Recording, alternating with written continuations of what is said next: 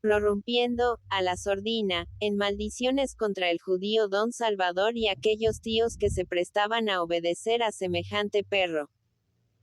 Al anochecer, Barret, que estaba como anonadado, y tras la crisis furiosa parecía caído en un estado de sonambulismo, vio a sus pies unos cuantos líos de ropa y oyó el sonido metálico de un saco que contenía sus herramientas de labranza. Pare. Pare. Gimotearon unas voces trémulas. Eran las hijas, que se arrojaban en sus brazos. Tras ellas, la pobre mujer enferma, temblando de fiebre. Y en el fondo, invadiendo la barraca de Pimentó y perdiéndose más allá de la puerta oscura, toda la gente del contorno, el aterrado coro de la tragedia. Ya les habían hecho salir para siempre de su barraca. Los hombres negros la habían cerrado, llevándose las llaves. No les quedaba otra cosa que los fardos que estaban en el suelo, la ropa usada, las herramientas. Lo único que les habían permitido sacar de su casa. Y las palabras eran entrecortadas por los sollozos, y volvían a abrazarse el padre y las hijas, y Pepeta, la dueña de la barraca y otras mujeres lloraban y repetían las maldiciones contra el viejo avaro, hasta que Pimentó intervino oportunamente. Tiempo quedaba para hablar de lo ocurrido. Ahora, a cenar. ¡Qué demonio! No había que gemir tanto por culpa de un tío judío. Si el tal viera todo esto, cómo se alegrarían sus malas entrañas. La gente de la huerta era buena. A la familia del tío Barret la querían todos, y con ella partirían un rollo, si no había más. La mujer y las hijas del arruinado labrador fuéronse con unas vecinas a pasar la noche en sus barracas. El tío Barret se quedó allí, bajo la vigilancia de Pimentó. Permanecieron los dos hombres hasta las 10, sentados en sus silletas de esparto, a la luz del candil, fumando cigarro tras cigarro. El pobre viejo parecía loco. Contestaba con secos monosílabos a las reflexiones de aquel terne que ahora las echaba de bonachón. Y si hablaba, era para repetir siempre las mismas palabras. Pimentó. Tornam la escopeta. Y Pimentó sonreía con cierta admiración. Le asombraba la fiereza repentina de este vejete, al que toda la huerta había tenido por un infeliz. Devolverle la escopeta. Enseguida. ¿Quién se adivinaba en la arruga vertical hinchada entre sus cejas el propósito firme de hacer polvo al autor de su ruina? Barret se enfurecía cada vez más con el mozo. Llegó a llamarle ladrón porque se negaba a devolverle su arma. No tenía amigos. Todos eran unos ingratos, iguales al avaro don Salvador. No quería dormir allí. Se ahogaba. Y rebuscando en el saco de sus herramientas, escogió una hoz, la atravesó en su faja y salió de la vivienda, sin que Pimentó intentase atajarle el paso. A tales horas nada malo podía hacer el viejo. Que durmiese al raso, si tal era su gusto. Y el valentón, cerrando la barraca, se acostó. El tío Barret fue derechamente hacia sus campos, y, como un perro abandonado, comenzó a dar vueltas alrededor de la barraca. Cerrada. Cerrada para siempre. Aquellas paredes las había levantado su abuelo y las renovaba él todos los años. Aún se destacaba en la oscuridad la blancura del nítido enjalbegado con que sus chicas las cubrieron 3 meses antes. El corral, el establo, las pocilgas eran obra de su padre. Y aquella montera de paja, tan alta, tan esbelta, con las 2 crucecitas en sus extremos, la había levantado él de nuevo, en sustitución de la antigua, que hacía agua por todas partes. Y obra de sus manos era también el brocal del pozo, las pilastras del emparrado, las encañizadas, por encima de las cuales enseñaban sus penachos de flores los claveles y los dompedros. Y todo aquello iba a ser propiedad de otro, porque sí, porque así lo querían los hombres. Buscó en su faja la tira de fósforos de cartón que le servían para encender sus cigarros. Quería prender fuego a la paja de la techumbre. que se lo llevase todo el demonio. Al fin, era suyo, bien lo sabía Dios, y podía destruir su hacienda antes que verla en manos de ladrones. Mas al ir a incendiar su antigua casa sintió una impresión de horror, como si tuviera ante él los cadáveres de todos sus antepasados, y arrojó los fósforos al suelo. Continuaba rugiendo en su cabeza el ansia de destrucción, y para satisfacerla se metió con la hoz en la mano en aquellos campos, que habían sido sus verdugos. Ahora las pagaría todas juntas la tierra ingrata, causa de sus desdichas. Horas enteras duró la devastación. Derrumbáronse a puntapiés las bóvedas de cañas por las cuales trepaban las verdes hebras de las judías tiernas y los guisantes. Cayeron las habas partidas por la furiosa hoz, y las filas de lechugas y coles saltaron a distancia a impulsos del agudo acero, como cabezas cortadas, esparciendo en torno su cabellera de hojas. Nadie se aprovecharía de su trabajo. Y así estuvo hasta cerca del amanecer, cortando, aplastando con locos pataleos, jurando a gritos, rugiendo blasfemias.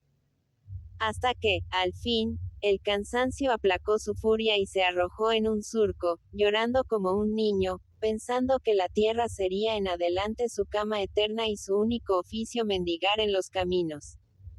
Le despertaron los primeros rayos del sol, hiriendo sus ojos, y el alegre parloteo de los pájaros, que saltaban cerca de su cabeza, aprovechando para su almuerzo los restos de la destrucción nocturna. Se levantó, entumecido por el cansancio y la humedad. Pimentó y su mujer lo llamaban desde lejos, invitándole a que tomase algo. Barret les contestó con desprecio. Ladrón. Después que se había quedado con su escopeta. Y emprendió el camino hacia Valencia, temblando de frío sin saber a dónde iba. Al pasar ante la taberna de Copa, entró en ella. Unos carreteros de la vecindad le hablaron para compadecer su desgracia, invitándole a tomar algo, y él se apresuró a aceptar. Quería algo contra aquel frío que se le había metido en los huesos. Y él, tan sobrio, bebió, uno tras otro, 2 vasos de aguardiente, que cayeron como olas de fuego en su estómago desfallecido. Su cara se coloreó, adquiriendo después una palidez cadavérica. Sus ojos se vetearon de sangre. Se mostró con los carreteros que le compadecían expresivo y confiado. Casi como un ser feliz. Los llamaba hijos míos, asegurándoles que no se apuraba por tan poco. No lo había perdido todo. Aún le quedaba lo mejor de la casa, la hoz de su abuelo, una joya que no quería cambiar ni por 50 janegadas de tierra. Y sacaba de su faja el curvo acero puro y brillante. Una herramienta de fino temple y corte sutilísimo, que, según afirmaba Barret, podía partir en el aire un papel de fumar.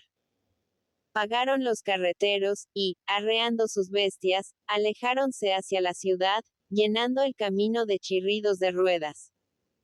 El viejo aún estuvo más de 1 hora en la taberna, hablando a solas, advirtiendo que la cabeza se le iba. Hasta que, molesto por la dura mirada de los dueños, que adivinaban su estado, sintió una vaga impresión de vergüenza y salió sin saludar, andando con paso inseguro. No podía apartar de su memoria un recuerdo tenaz. Veía con los ojos cerrados un gran huerto de naranjos que existía a más de 1 hora de distancia, entre Benimalet y el mar. Allí había ido él muchas veces por sus asuntos, y allá iba ahora, a ver si el demonio era tan bueno que le hacía tropezar con el amo, el cual raro era el día que no inspeccionaba, con su mirada de avaro, los hermosos árboles uno por uno, como si tuviese contadas las naranjas. Llegó después de 2 horas de marcha, deteniéndose muchas veces para dar aplomo a su cuerpo, que se balanceaba sobre las inseguras piernas. El aguardiente se había apoderado de él. Ya no sabía con qué objeto había llegado hasta allí, tan lejos de la parte de la huerta donde vivían los suyos, y acabó por dejarse caer en un campo de cáñamo, a orillas del camino. Al poco rato sus penosos ronquidos de borracho sonaron entre los verdes y erguidos tallos. Cuando despertó era ya bien entrada la tarde. Sentía pesadez en la cabeza y el estómago desfallecido. Le zumbaban los oídos, y en su boca, empastada, percibía un sabor horrible. ¿Qué hacía allí, cerca del huerto del judío? ¿Cómo había llegado tan lejos? Su honradez primitiva le hizo avergonzarse de este envilecimiento, e intentó ponerse en pie para huir. La presión que producía sobre su estómago la hoz cruzada en la faja le dio escalofríos. Al incorporarse asomó la cabeza por entre el cáñamo y vio en una revuelta del camino a un vejete que caminaba lentamente, envuelto en una capa. Barret sintió que toda su sangre le subía de golpe a la cabeza, que reaparecía su borrachera, y se incorporó, tirando de la hoz. Y aún dicen que el demonio no es bueno. Allí estaba su hombre. El mismo que deseaba ver desde el día anterior. El viejo usurero había vacilado mucho antes de salir de su casa. Le escocía algo lo del tío Barret. El suceso estaba reciente y la huerta es traicionera. Pero el miedo de que aprovechasen su ausencia en el huerto de naranjos pudo más que sus temores, y, pensando que dicha finca estaba lejos de la barraca embargada, púsose en camino. Ya alcanzaba a contemplar su huerta, ya se reía del miedo pasado, cuando vio saltar del bancal de cáñamo al propio Barret, y le pareció un enorme demonio, con la cara roja, los brazos extendidos, impidiéndole toda fuga, acorralándolo en el borde de la acequia, que corría paralela al camino. Creyó soñar. Chocaron sus dientes, su cara púsose verde, y se le cayó la capa, dejando al descubierto un viejo gabán y los sucios pañuelos arrollados a su cuello. Tan grandes eran su terror y su turbación, que hasta le habló en castellano. Barret, hijo mío, dijo con voz entrecortada. Todo ha sido una broma. No hagas caso. Lo de ayer fue para hacerte un poquito de miedo.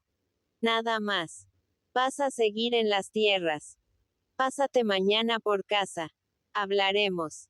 Me pagarás como mejor te parezca.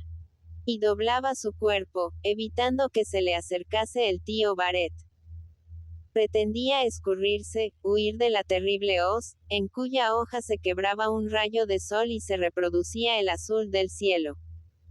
Como tenía la acequia detrás de él, no encontraba sitio para moverse, y echaba el cuerpo atrás, pretendiendo cubrirse con las crispadas manos.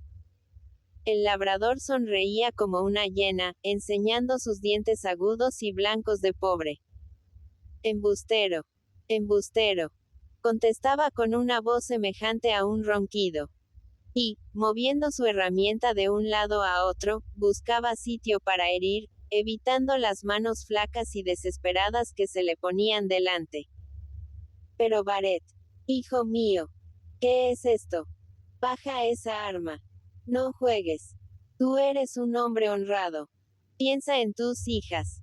Te repito que ha sido una broma. Ven mañana y te daré las ya. ¡Ay! Fue un rugido horripilante, un grito de bestia herida. Cansada la hoz de encontrar obstáculos, había derribado de un solo golpe una de las manos crispadas.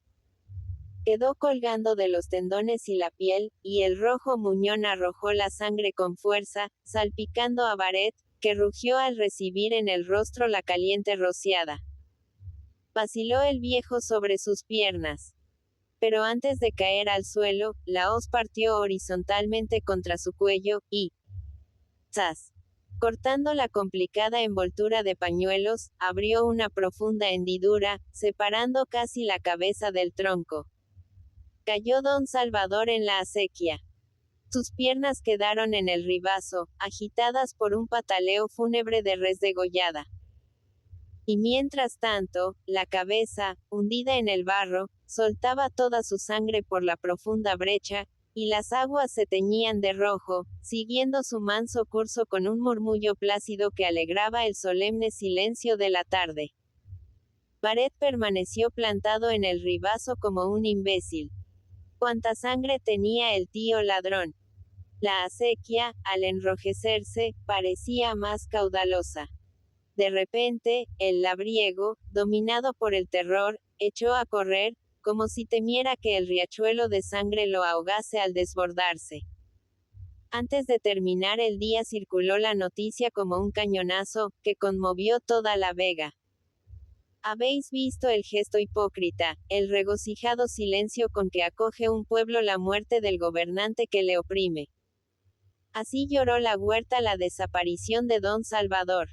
Todos adivinaron la mano del tío Barret, y nadie habló. Las barracas hubiesen abierto para él sus últimos escondrijos. Las mujeres lo habrían ocultado bajo sus faldas. Pero el asesino vagó como un loco por la huerta, huyendo de las gentes, tendiéndose detrás de los ribazos, agazapándose bajo los puentecillos, escapando a través de los campos, asustado por el ladrido de los perros, hasta que al día siguiente lo sorprendió la Guardia Civil durmiendo en un pajar. Durante 6 meses solo se habló en la huerta del tío Barret. Los domingos iban como en peregrinación hombres y mujeres a la cárcel de Valencia para contemplar, a través de los barrotes, al pobre libertador, cada vez más enjuto, con los ojos hundidos y la mirada inquieta. Llegó la vista del proceso y lo sentenciaron a muerte. La noticia causó honda impresión en La Vega. Curas y alcaldes pusiéronse en movimiento para evitar la vergüenza. Uno del distrito sentándose en el cadalso. Y como Barret había sido siempre de los dóciles, votando lo que ordenaba el cacique y obedeciendo pasivamente al que mandaba, se hicieron viajes a Madrid para salvar su vida, y el indulto llegó oportunamente. El labrador salió de la cárcel hecho una momia, y fue conducido al presidio de Ceuta, para morir allí a los pocos años. Disolvióse su familia. Desapareció como un puñado de paja en el viento.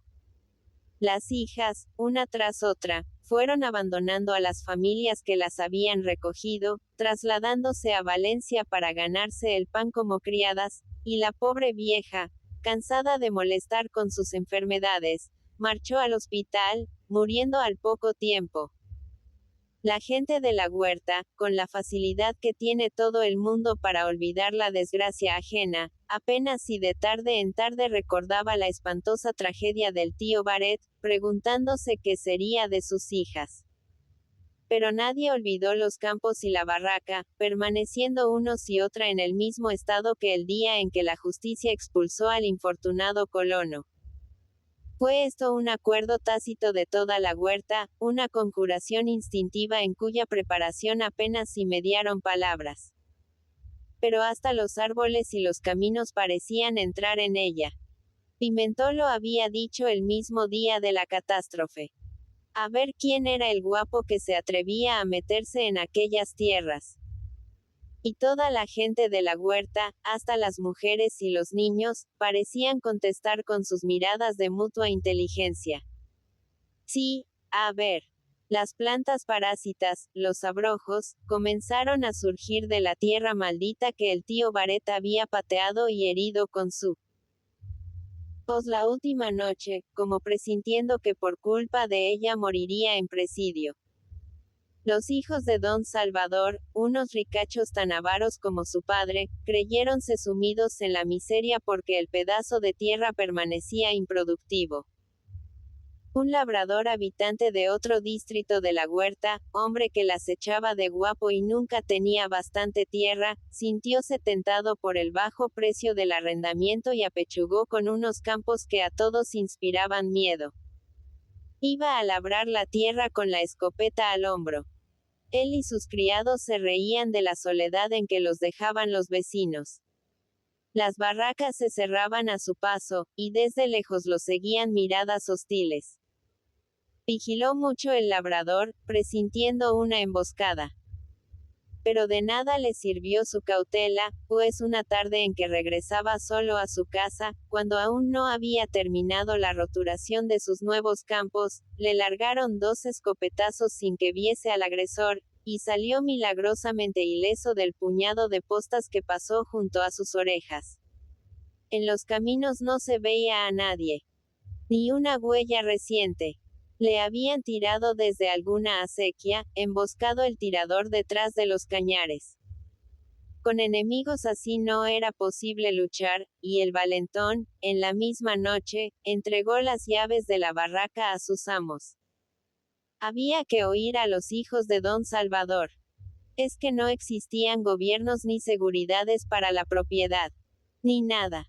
Indudablemente, era Pimentó, el autor de la agresión, el que impedía que los campos fuesen cultivados, y la Guardia Civil prendió al Jaque de la Huerta, llevándolo a la cárcel.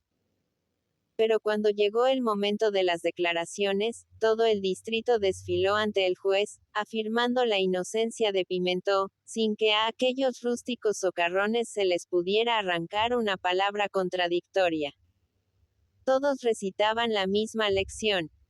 Hasta viejas achacosas que jamás salían de sus barracas declararon que aquel día, a la misma hora en que sonaron los 3 tiros, Pimentó estaba en una taberna de Alboraya, de Francachela con sus amigos.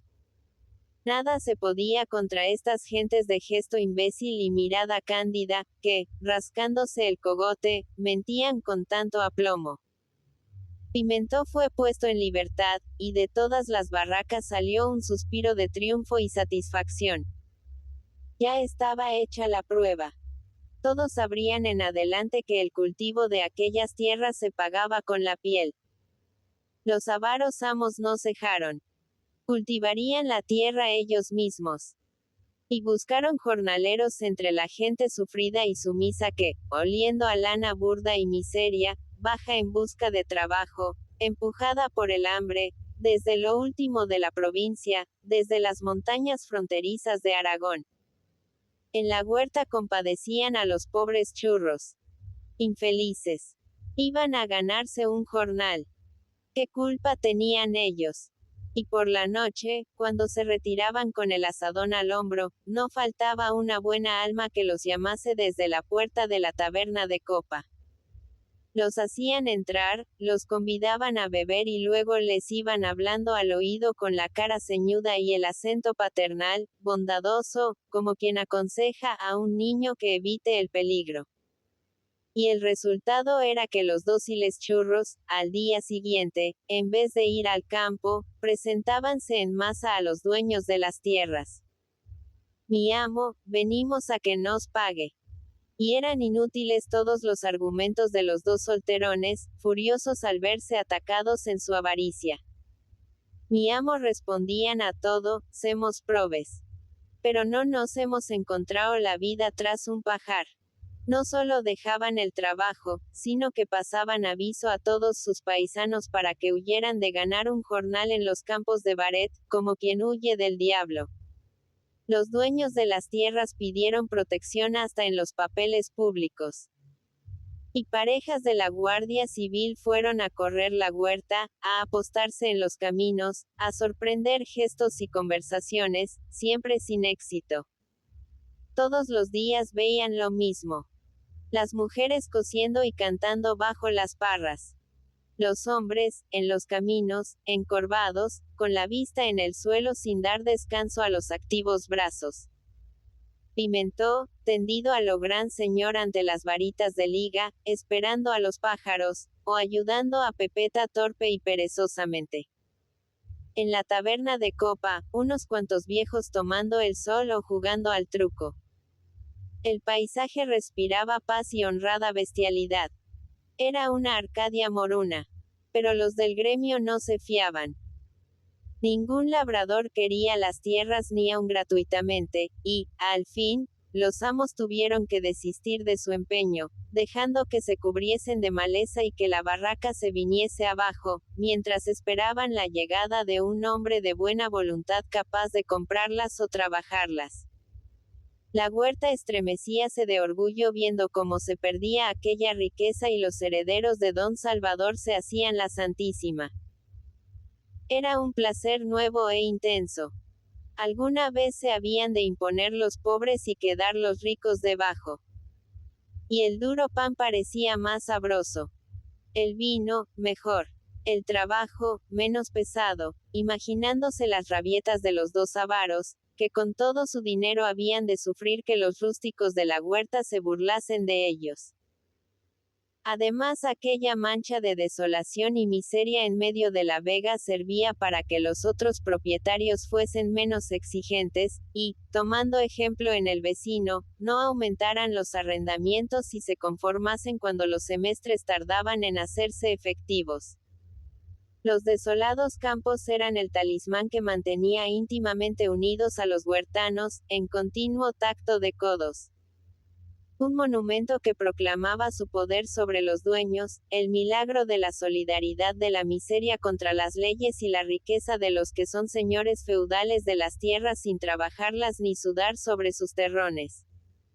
Todo esto, pensado confusamente, les hacía creer que el día en que los campos de Baret fueran cultivados la huerta sufriría toda clase de desgracias.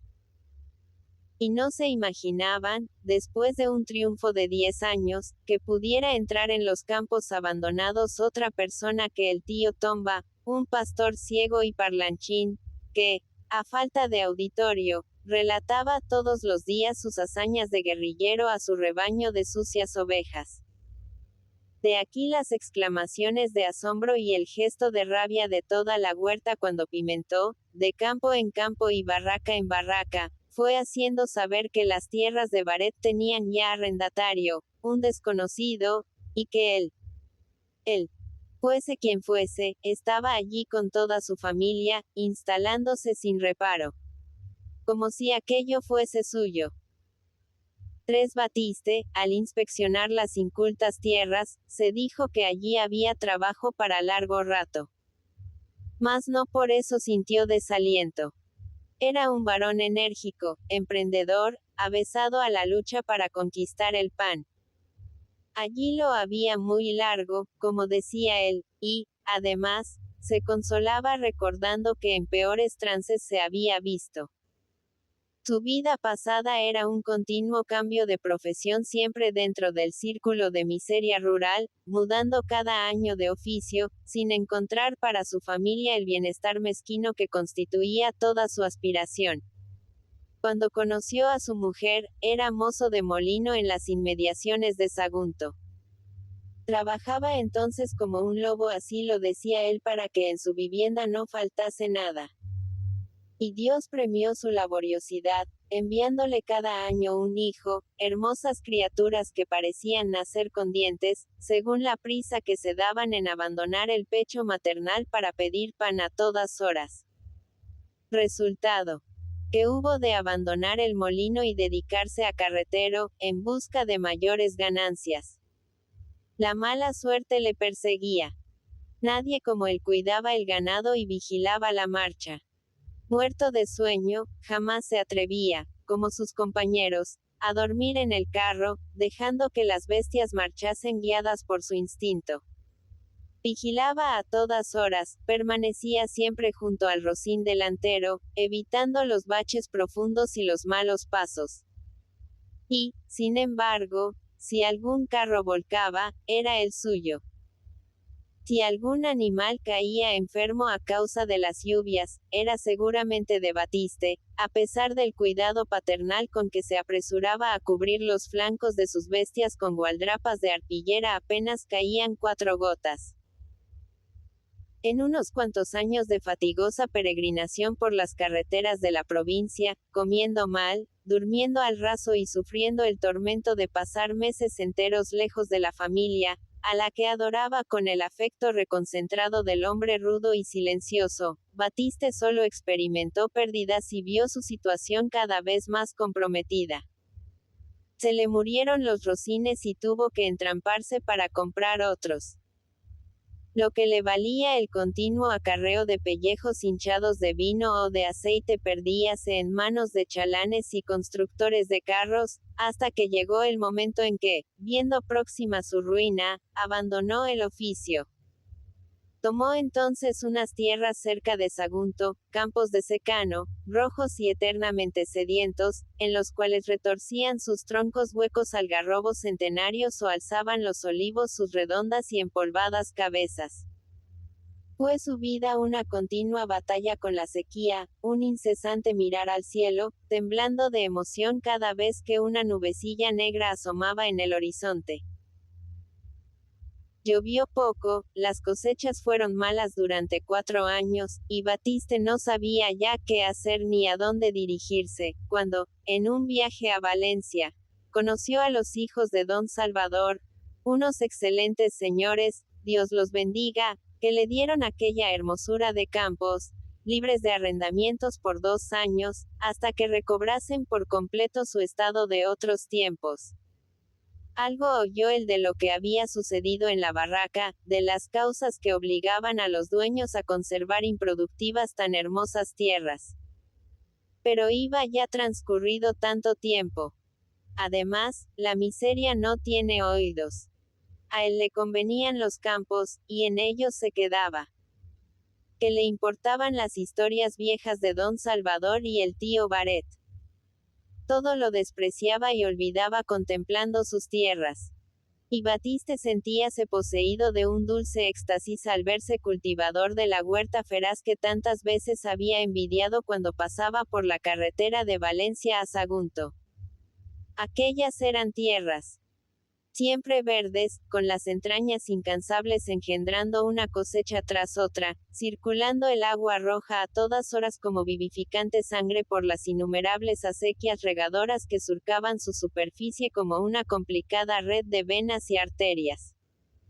Fecundas hasta alimentar familias enteras con cuadros que, por lo pequeños, parecían pañuelos de follaje. Los campos secos de Sagunto recordábalos como un infierno de sed, del que, afortunadamente, se había librado. Ahora se veía de veras en el buen camino. A trabajar. Los campos estaban perdidos. Allí había mucho que hacer. Pero cuando se tiene buena voluntad. Y, desperezándose, este hombretón recio, musculoso, de espaldas de gigante, redonda cabeza trasquilada y rostro bondadoso sostenido por un grueso cuello de fraile, extendía sus poderosos brazos, habituados a levantar en vilo los sacos de harina y los pesados pellejos de la carretería. Tan preocupado estaba con sus tierras, que apenas se fijó en la curiosidad de los vecinos. Asomando las inquietas cabezas por entre los cañares o tendidos sobre el vientre en los ribazos, le contemplaban hombres, chicuelos y hasta mujeres de las inmediatas barracas. Batiste no hacía caso de ellos. Era la curiosidad, la expectación hostil que inspiran siempre los recién llegados, bien sabía él lo que era aquello. Ya se irían acostumbrando. Además, tal vez le interesaba ver cómo ardía la miseria que 10 años de abandono habían amontonado sobre los campos de Baret. Y, ayudado por su mujer y los chicos, empezó a quemar al día siguiente de su llegada toda la vegetación parásita. Los arbustos, después de retorcerse entre las llamas, caían hechos brasas, escapando de sus cenizas asquerosos bichos chamuscados. La barraca aparecía como esfumada entre las nubes de humo de estas luminarias, que despertaban sorda cólera en toda la huerta. Una vez limpias las tierras, Batiste, sin perder tiempo, procedió a su cultivo. Muy duras estaban. Pero él, como labriego experto, quería trabajarlas poco a poco, por secciones. Y, marcando un cuadro cerca de su barraca, empezó a remover la tierra, ayudado por su familia. Los vecinos burlábanse de todos ellos con una ironía que delataba su sorda irritación. Vaya una familia. Eran gitanos como los que duermen debajo de los puentes.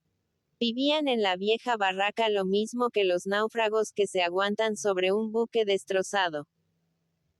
Tapando un agujero aquí, apuntalando allá, haciendo verdaderos prodigios para que se sostuviera la techumbre de paja, distribuyendo sus pobres muebles, cuidadosamente fregoteados, en todos los cuartos, que eran antes madrigueras de ratones y sabandijas.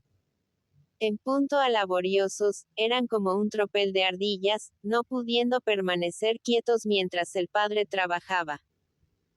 Teresa, la mujer, y Roseta, la hija mayor, con faldas recogidas entre las piernas y azadón en mano, cavaban con más ardor que un jornalero, descansando solamente para echarse atrás las greñas caídas sobre la sudorosa y roja frente. El hijo mayor hacía continuos viajes a Valencia con la espuerta al hombro, trayendo estiércol y escombros, que colocaba en 2 montones, como columnata de honor, a la entrada de la barraca. Los 3 pequeñuelos, graves y laboriosos, como si comprendiesen la grave situación de la familia, iban a gatas tras los cavadores, arrancando de los terrones las duras raíces de los arbustos quemados. Duró esta faena preparatoria más de una semana, sudando y jadeando la familia desde el alba a la noche. La mitad de las tierras estaban removidas. Batiste las entabló y labró con ayuda del viejo y animoso Rocín, que parecía de la familia. Había que proceder a su cultivo.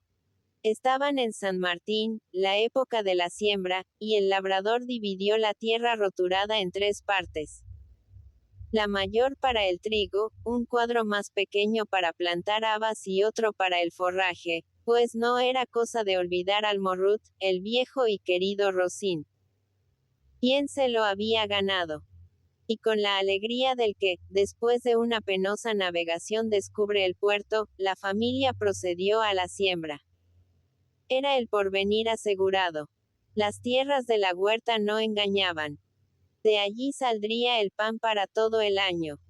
La tarde en que se terminó la siembra vieron avanzar por el inmediato camino unas cuantas ovejas de sucios vellones, que se detuvieron medrosas en el límite del campo. Tras ellas apareció un viejo apergaminado, amarillento, con los ojos hundidos en las profundas órbitas y la boca circundada por una aureola de arrugas. Iba avanzando lentamente, con pasos firmes, pero con el cayado por delante, tanteando el terreno. La familia lo miró con atención. Era el único que en las 2 semanas que allí estaban se atrevía a aproximarse a las tierras. Al notar la vacilación de sus ovejas, gritó para que pasasen adelante. Batiste salió al encuentro del viejo. No se podía pasar. Las tierras estaban ahora cultivadas. No lo sabía. Algo de ello había oído el tío Tomba, pero en las 2 semanas anteriores había llevado su rebaño a pastar los hierbajos del barranco de Carraizet, sin preocuparse de estos campos. De veras que ahora estaban cultivados. Y el anciano pastor avanzaba la cabeza, haciendo esfuerzos para ver con sus ojos casi muertos al hombre audaz que osaba realizar lo que toda la huerta tenía por imposible. Calló un buen rato, y, al fin, comenzó a murmurar tristemente. Muy mal. Él también, en su juventud, había sido atrevido. Le gustaba llevar a todos la contraria. Pero cuando son muchos los enemigos. Muy mal. Se había metido en un paso difícil. Aquellas tierras, después de lo del pobre Baret, estaban malditas. Podía creerle a él, que era viejo y experimentado. Le traerían desgracia. Y el pastor llamó a su rebaño, le hizo emprender la marcha por el camino, y antes de alejarse se echó la manta atrás, alzando sus descarnados brazos, y con cierta entonación de hechicero que augura el porvenir o de profeta que husmea la ruina, le gritó a Batiste. Créume, fill meu te portarán desgracia. Créeme, hijo mío. Te traerán desgracia. Paréntesis que cierra punto. De este encuentro surgió un motivo más de cólera para toda la huerta. El tío Tomba ya no podía meter sus ovejas en aquella tierra, después de 10 años de pacífico disfrute de sus pastos. Nadie decía una palabra sobre la legitimidad de la negativa de su ocupante al estar el terreno cultivado. Todos hablaban únicamente de los respetos que merecía el anciano pastor, un hombre que en sus mocedades se comía los franceses crudos, que había visto mucho mundo, y cuya sabiduría, demostrada con medias palabras y consejos incoherentes, inspiraba un respeto supersticioso a la gente de las barracas. Cuando Batiste y su familia vieron henchidas de fecunda simiente las entrañas de sus tierras, pensaron en la vivienda, a falta de trabajo más urgente. El campo haría su deber. Ya era hora de pensar en ellos mismos. Y por primera vez desde su llegada a la huerta, salió Batiste de las tierras para ir a Valencia a cargar en su carro todos los desperdicios de la ciudad que pudieran serle útiles. Aquel hombre era una hormiga infatigable para la rebusca. Los montones formados por Batiste se agrandaron considerablemente con las expediciones del padre. La jiba del estiércol, que formaba una cortina defensiva ante la barraca, creció rápidamente, y más allá amontonáronse centenares de ladrillos rotos, maderos carcomidos, puertas destrozadas, ventanas hechas astillas, todos los desperdicios de los derribos de la ciudad. Contempló con asombro la gente de la huerta la prontitud y buena maña de los laboriosos intrusos para arreglarse su vivienda. La cubierta de paja de la barraca apareció de pronto enderezada. Las costillas de la techumbre, carcomidas por las lluvias, fueron reforzadas unas y sustituidas otras. Una capa de paja nueva cubrió los dos planos pendientes del exterior. Hasta las crucecitas de sus extremos fueron sustituidas por otras que la navaja de Batiste trabajó cucamente, adornando sus aristas con dentelladas muescas. Y no hubo en todo el contorno techumbre que se irguiera más gallarda.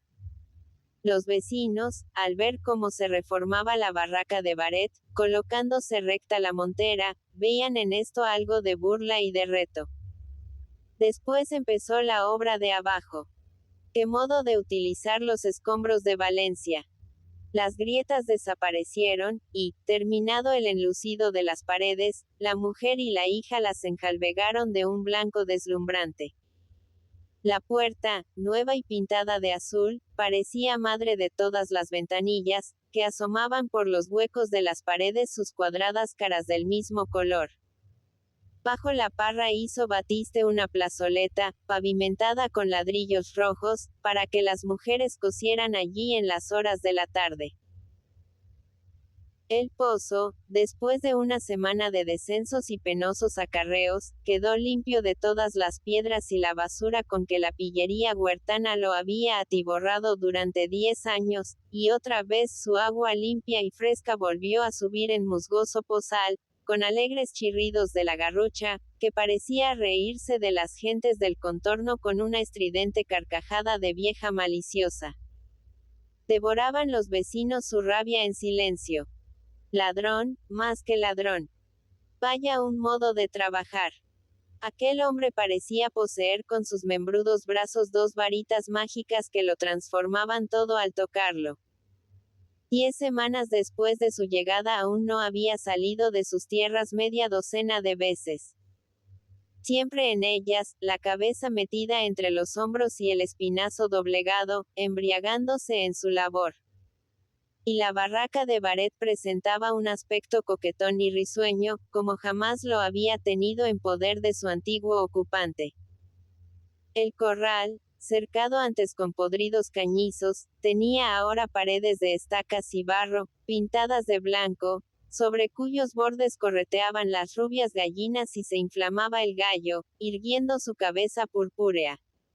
En la plazoleta, frente a la barraca, florecían macizos de dompedros y plantas trepadoras.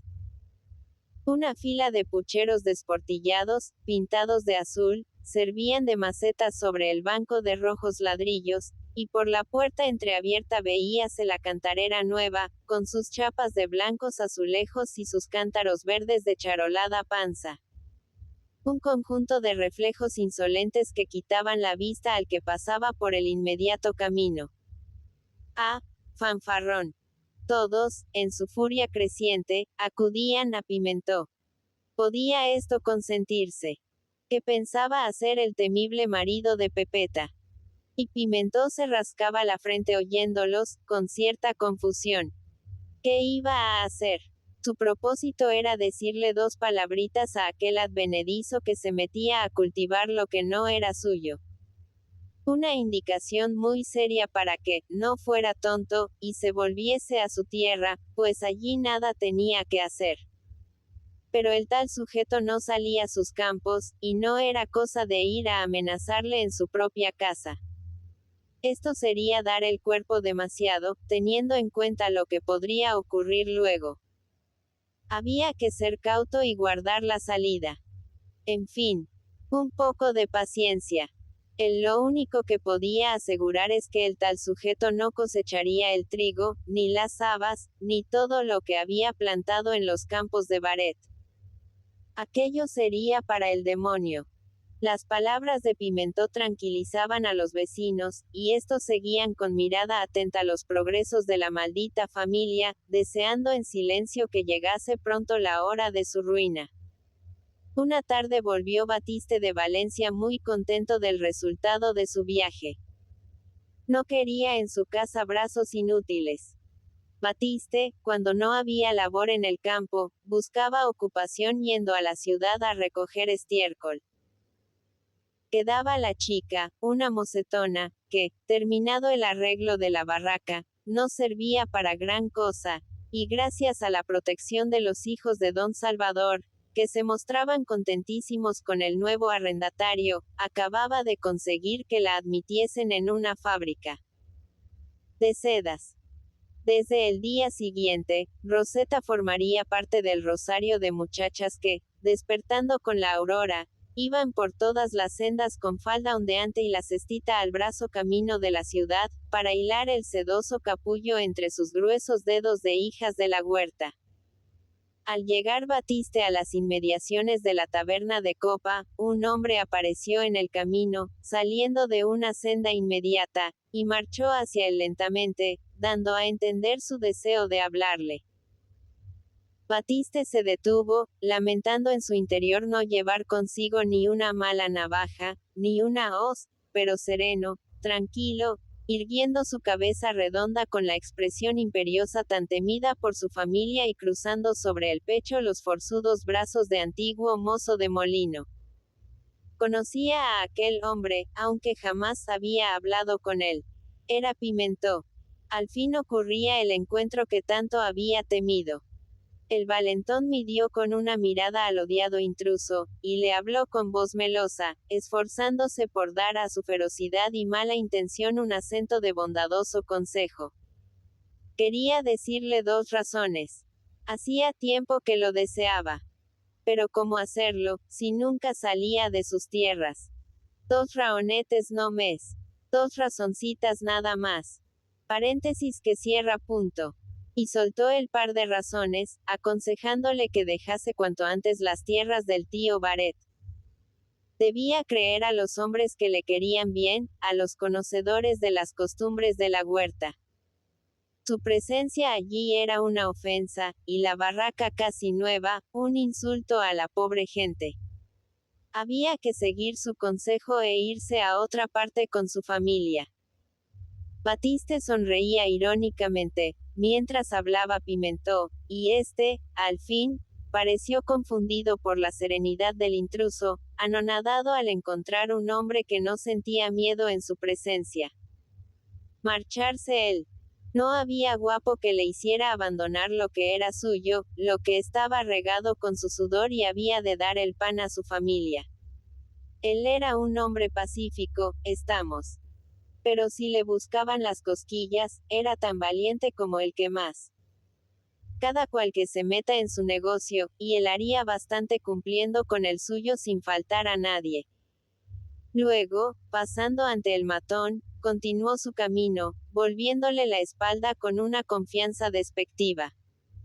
Pimentó, acostumbrado a que le temblase toda la huerta, se mostraba cada vez más desconcertado por la serenidad de Batiste. Es la darrera paraula. Es la última palabra. Le gritó cuando estaba ya a cierta distancia. Sí. La darrera, contestó Batiste sin volverse. Y siguió adelante, desapareciendo en una revuelta del camino. A lo lejos, en la antigua barraca de Baret, ladraba el perro, olfateando la proximidad de su amo. Al quedar solo, Pimentó recobró su soberbia. Cristo. ¿Y cómo se había burlado de él aquel tío? Masculló algunas maldiciones, y, cerrando el puño, señaló amenazante la curva del camino por donde había desaparecido Batiste. Tú me les pagarás. Me les pagarás, morral. En su voz, trémula de rabia, vibraban condensados todos los odios de la huerta. Era jueves, y, según una costumbre que databa de siglos, el Tribunal de las Aguas iba a reunirse en la Puerta de los Apóstoles de la Catedral de Valencia. El reloj de la torre llamada el Miguelete señalaba poco más de las 10, y los huertanos juntábanse a corrillos o tomaban asiento en los bordes del tazón de la fuente que adorna la plaza, formando en torno al vaso una animada guirnalda de mantas azules y blancas, pañuelos rojos y amarillos o faldas de indiana de colores oscuros. Llegaban unos tirando de sus caballejos con el cerón cargado de estiércol, contentos de la colecta hecha en las calles. Otros, en sus carros vacíos procurando enternecer a los guardias municipales para que los dejasen permanecer allí. Y mientras los viejos conversaban con las mujeres, los jóvenes se metían en el cafetín cercano para matar el tiempo ante la copa de aguardiente, mascullando su cigarro de 10 céntimos. Toda la huerta que tenía agravios que vengar estaba allí, gesticulante y ceñuda, hablando de sus derechos, impaciente por soltar ante los síndicos o jueces de las 7 acequias el interminable rosario de sus quejas. El alguacil del tribunal, que llevaba más de 50 años de lucha con esta tropa insolente y agresiva, colocaba a la sombra de la portada ojival las piezas de un sofá de viejo damasco, y tendía después una verja baja, cerrando el espacio de acera que había de servir de sala de audiencia. La puerta de los apóstoles, vieja, rojiza, carcomida por los siglos, extendiendo sus roídas bellezas a la luz del sol, formaba un fondo digno del antiguo tribunal. Era como un dosel de piedra fabricado para cobijar una institución de 5 siglos. En el tímpano aparecía la Virgen con 6 ángeles de rígidas albas y alas de menudo plumaje, mofletudos, con llameante tupé y pesados tirabuzones, tocando violas y flautas, caramillos y tambores. Corrían por los 3 arcos superpuestos de la portada 3 guirnaldas de figurillas, ángeles, reyes y santos, cobijándose en calados doseletes. Sobre robustos pedestales exhibíanse los 12 apóstoles. Pero tan desfigurados, tan maltrechos, que no los hubiera conocido Jesús. Los pies, roídos. Las narices, rotas. Las manos, cortadas. Una fila de figurones, que más que apóstoles parecían enfermos escapados de una clínica, mostrando dolorosamente sus informes muñones.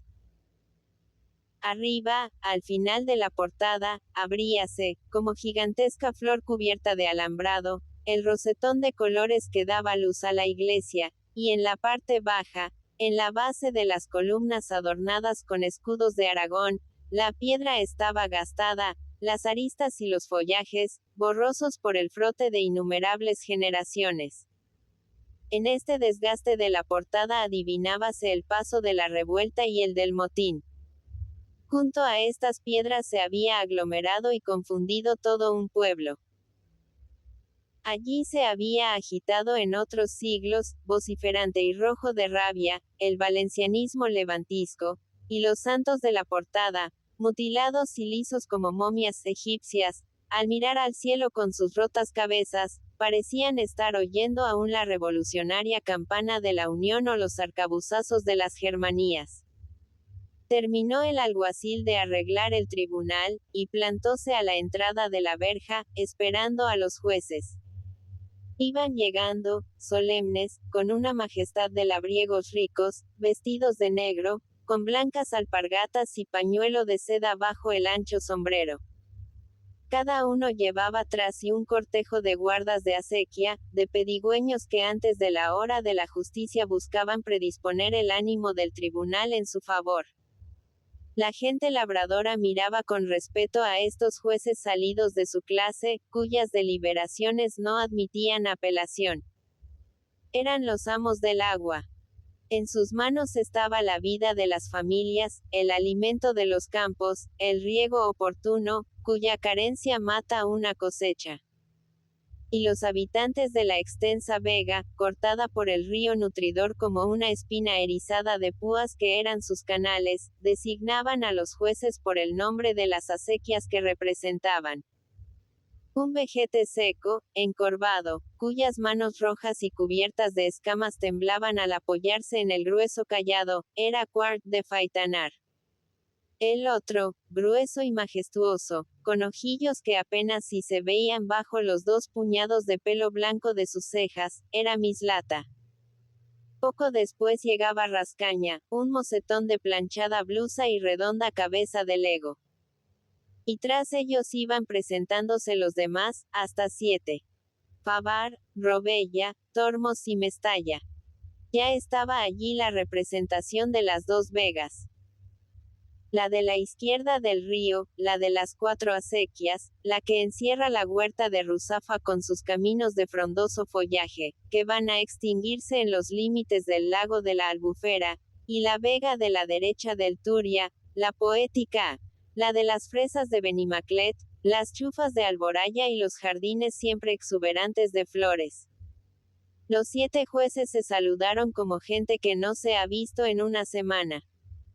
Luego hablaron de sus asuntos particulares junto a la puerta de la catedral. De cuando en cuando, abriéndose las mamparas cubiertas de anuncios religiosos, esparcíase en el ambiente cálido de la plaza una fresca bocanada de incienso, semejante a la respiración húmeda de un lugar subterráneo. A las 11:30, terminados los oficios divinos, cuando ya no salía de la basílica más que alguna devota retrasada, comenzó a funcionar el tribunal. Sentáronse los 7 jueces en el viejo sofá.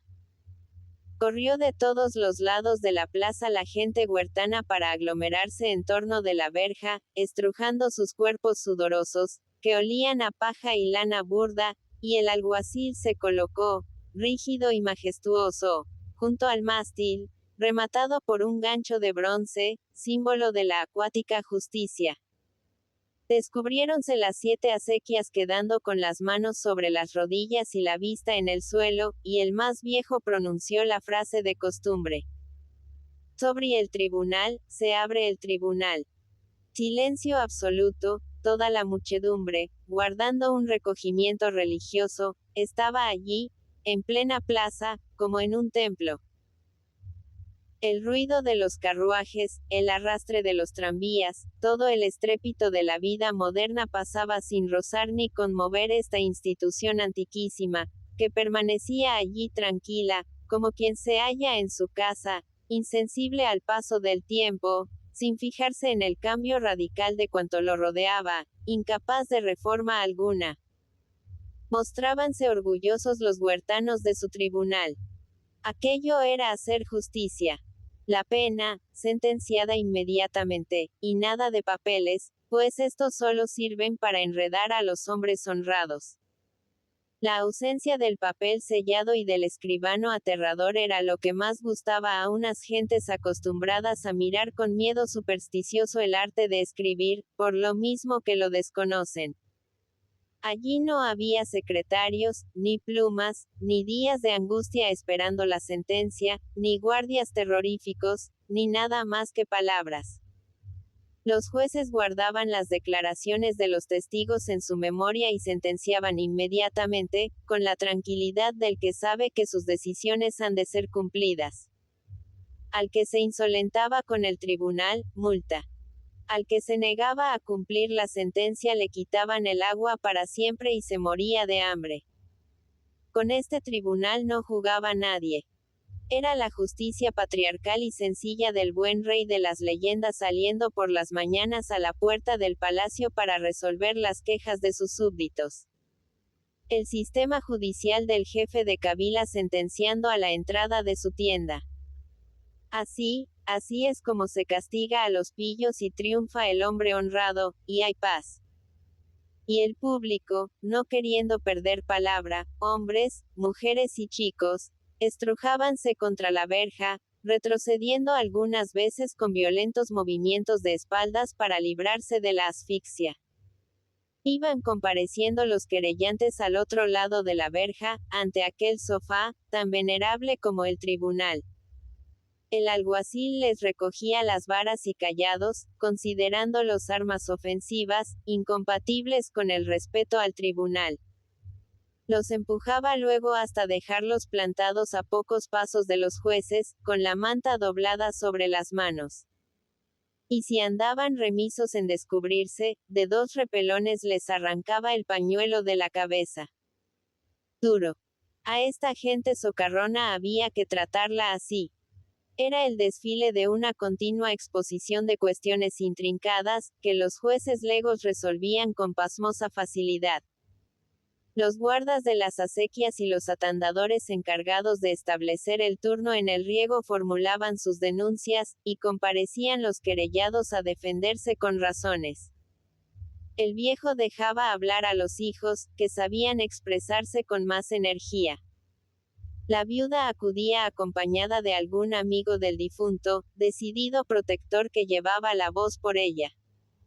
Asomaba la oreja el ardor meridional en todos los juicios. En mitad de la denuncia del guarda, el querellado no podía contenerse. Mentira. Lo que decían contra él era falso y malo. Querían perderlo. Pero las 7 acequias acogían estas interrupciones con furibundas miradas. Allí nadie podía hablar mientras no le llegase el turno. A la otra interrupción pagaría tantos sueldos de multa. Y había testarudo que pagaba su y más su, impulsado por una rabiosa vehemencia que no le permitía callar ante el acusador.